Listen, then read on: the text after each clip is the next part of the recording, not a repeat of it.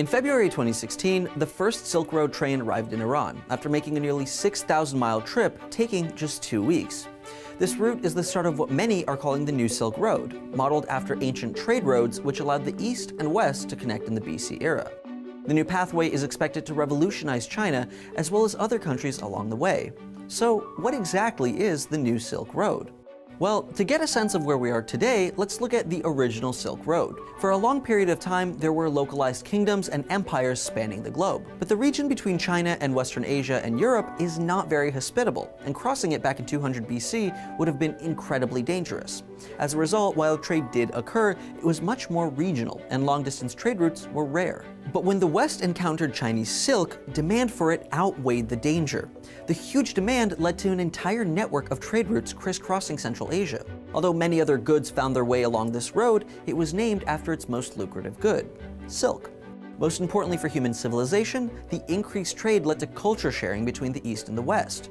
Religions, philosophies, and even diseases made their way from one region of the world to the other. And while the original Silk Road was a political and economic explosion, the new Silk Road promises to change the face of Asia.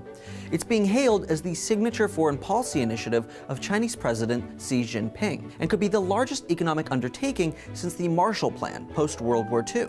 In fact, many are saying that the road would be China's answer to the US's Trans-Pacific Partnership, which presently excludes China and Russia and seeks to streamline global trade.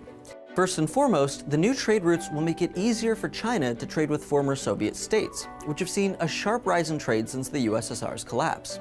The plan to build more roads, railways, ports, and other transit infrastructure is being called the One Belt, One Road Plan.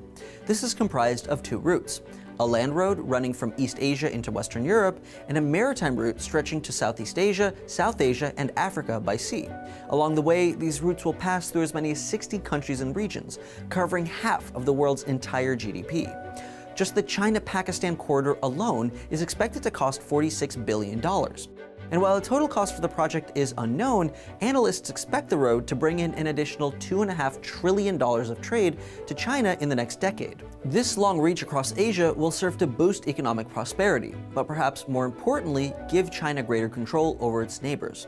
Some strategists in Beijing have also suggested that an increase in economic stability may undermine the appeal of radical Islam in the region, particularly in countries like Pakistan and Afghanistan, as well as violent autonomous states like Xinjiang. With trade agreements like the TPP threatening China's influence in the global economy, the new Silk Road is likely China's best bet at keeping trade supremacy, as well as exerting further control over Asia. In any case, China is about to own a huge number of infrastructure projects in a diversity of regional countries. That alone puts them in a risky, yet incredibly strong bargaining position with the rest of the world. But that's not to say that China isn't already a major world economic leader. Find out more about just how powerful China is by watching this video. There's a general consensus that China has the largest active military in the world. But there's also a consensus that both Russia and the US rank higher than China as far as military strength is concerned. Thanks for watching TestTube News. Don't forget to like and subscribe for new videos every day.